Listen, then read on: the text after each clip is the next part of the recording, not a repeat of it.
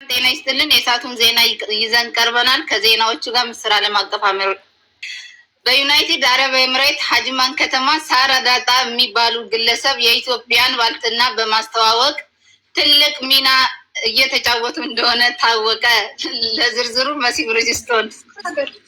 ሰላም ጤና ይስጥልኝ ተመልካቾቻችን፣ ይህ ዜና የሚተላለፈው ከዩናይትድ አረብ ኤምሬት ቻርጃ ከተማ ውስጥ ነው።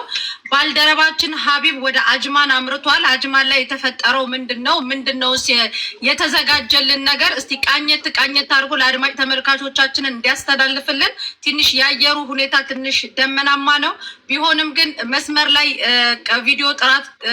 የቪዲዮውን ጥራት ይቅርታ እየጠየቅን ቀጥታ ከአጅማን ከተማ ከሳራ ባልትና ወይ ደግሞ በቅጽል ስማቸው ሳራ ዳጣ የሚባሉ ግለሰብ ምንድነው ለኢትዮጵያኖቹ ይዘው የመጡትን የሚለውን ሰፋ አድርጎ ዘገባ ይሰጥልናል። ሀቢብ ባልደረባችን ሀቢብ እስኪ መስመር ላይ ነው ያለው። አጅማን ከተማ ላይ የተፈጠረው ምንድነው? እስኪ ዝርዝሩ ንገረን። አመሰግናለሁ መሲ ብርጅስቶን። እንግዲህ በአሁኑ ሰዓት የሚገኘው አጅማል ናይሚያ አካባቢ ኩዌት ስትሬት የሚገኘው በአጭር ጊዜ ውስጥ ዝናን ያተረፈው ሳሪ ዳጣ የሚባለው የኢትዮጵያ ኩራት አጅማል አካባቢ የሚገኘው የባልትና ውጤቶች የሚገኙበት ሱቅ ነው የሚገኘው። በአሁኑ ሰዓት ሳሪ ባልትና ጋር 1 ኪሎ በርበሬ በ7 ድርሃም እየተሸጠ ይገኛል። እንደዚሁም ደግሞ ሽሮ በ60 ድርሃም 1 ኪሎ፣ ጀበና 45 ብር፣ እንደዚሁም ደግሞ ቆሎ 1 ኪሎ 50 ድርሃም እየተሸጠ ይገኛል።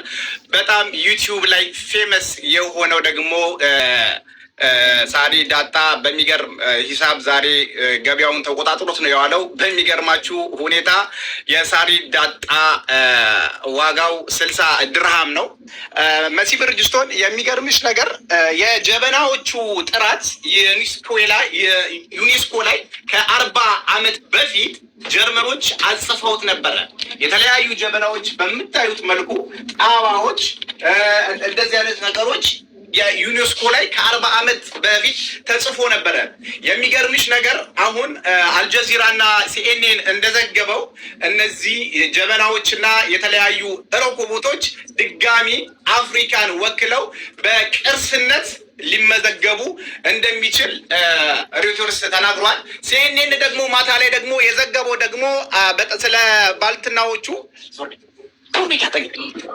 ይህንን ደግሞ የዘገበው ደግሞ ስለ ቆሎ ነው።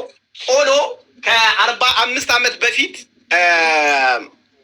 ሩሲያ ከ45 ዓመት በፊት ቅርስ ተብሎ ተመዝግቦ ነበረ። ቅርስ አሁን ይሄንን አጅማል ላይ የሚገኘው የሳሪ ዳጣ ባልትና ምናልባት እኛ ከተባበርንና አሜሪካን ሀገር በሚካሄደው ኖኮሲሊሽን በሚባለው ምርጫ ላይ ብለን ከጻፈን ሳሪ ዳጣን ይሄንን ቆሎ፣ ቡና፣ በርበሬ፣ ሽሮ እንደዚሁም ደግሞ ድርቆሽ ዳግም በዩኔስኮ ሊመዘገብ ይችላታል። የዛሬ የቢዝነስ ዘገባዬ ይሄን ይመስላል። በስተመጨረሻ ደግሞ አሁን ባልደረባዬ ሀቢብ ትንሽ የአየር ሁኔታ እየተሰማ ከሆነ ወይዘሮ ሳራ ዳጣ ወይ ደግሞ ወይዘሮ ሳሪ ባልትና ይሄ ሞያ ኬት አመጡት ብለን እኛም እዚህ ዩናይትድ አረብ ኤምሬት ላይ በጠየቅነው መሰረት የወሎ ባለሙያዎች ያዘጋጁት በንጽህናውና በጥራቱ በልተውት የሚስማማ ነው ብለው ይሄንን ነገር ሰፋ አድርገው ዘግበውልናል። አንተ ደግሞ አሁን እንዳልከን መስመር ላይ በቦታውም ተገኝተህ እንዳሳየህን ጀበና፣ ሽሮ፣ በርበሬ፣ ዳጣ እንዲሁም ቲማቲም ድልህ በተለያዩ አይነቶች ዘርፍ በርበሬ ድልህ እንዲሁም ፌጦ፣ ጤና አዳም ሁሉንም የኢትዮጵያኖች ቅርሶችን ይዘው ዩናይትድ አረብ ኤምሬት አጅማን ከተማ ላይ ነው ያሉት። ስለዚህ አንተ እንደው እዛ አካባቢ ያነጋገርካቸው ኢትዮጵያኖችስ ነበሩ ወይ?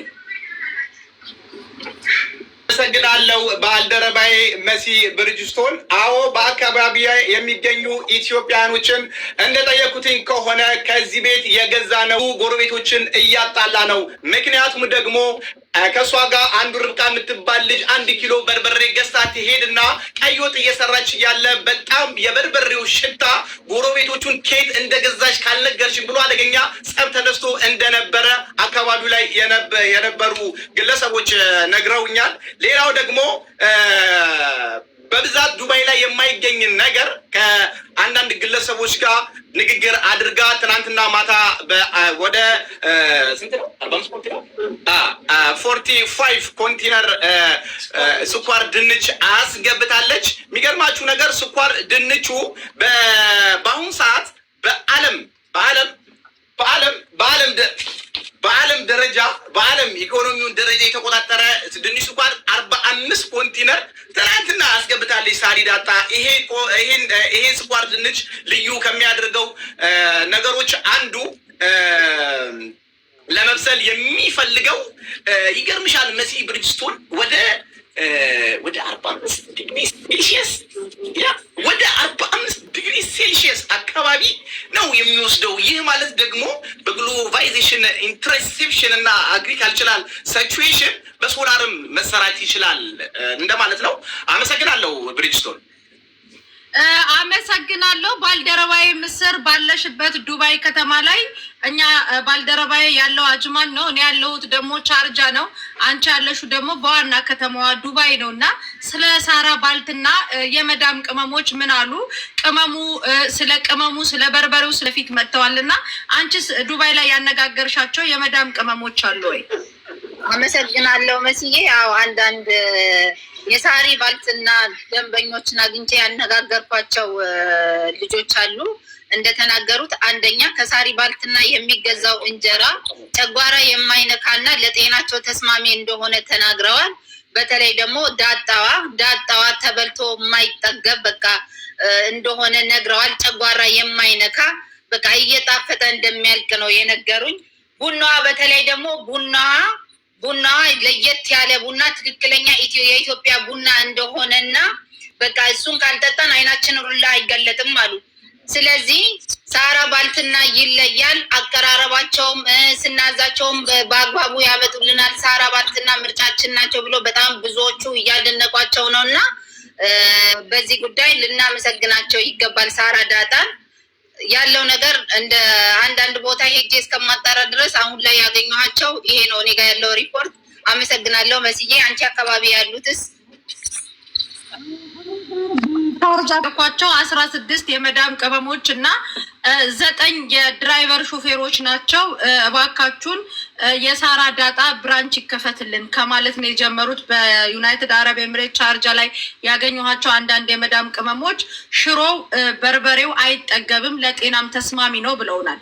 እና ብራንች ቢከፍቱልን ወደ ቻርጃ፣ ራስ አልኬማና ፉጄራ ቶሎ እየሄድን ራሳችን እንድናዝና ኢትዮጵያዊነቱንና በተለይ ደግሞ በወሎ እናቶች የተዘጋጀ የሙያ እንትናቸው በጣም ልናደንቃቸው ይገባል። ዜና ዝርዝር ይሄን ይመስላል። 2 ባልደረቦቼ ከዱባይ እና ከአጅማን ከተማ ስለሰጣችሁን ማብራሪያ እጅግ በጣም እናመሰግናለን። ሰላም ዋሉ። ሰላም ዋሉ። በሌላው ዜናችን በሰዓታችን እስክንገናኝ ሰላም ዋሉ። አሁን ፋሲካ ያውሪ ታፈንሻል። አረባ እኔ መጨረስ እንዴ አብተዋሳብ ኮሜንት ላይ እንደዚህ ይላሉ። ሀቢብ ብድር ያቆሙ ገራሚ ዜና ነው። እናመሰግናለን።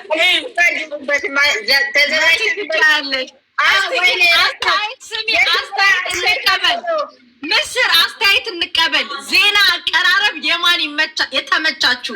የኔ የምስር የሀቢብ የኔ ቤት ያላችሁ ሳሪ ቤት ሄዳችሁ ኮምቱ። ሳሪ በጣም ተመችቶናል። ስለዚህ ምንድነው ማለት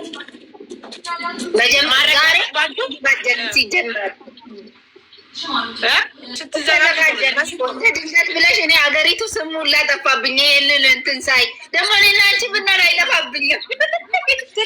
ሀቢብ ስላለ ነው። መሲ አንደኛ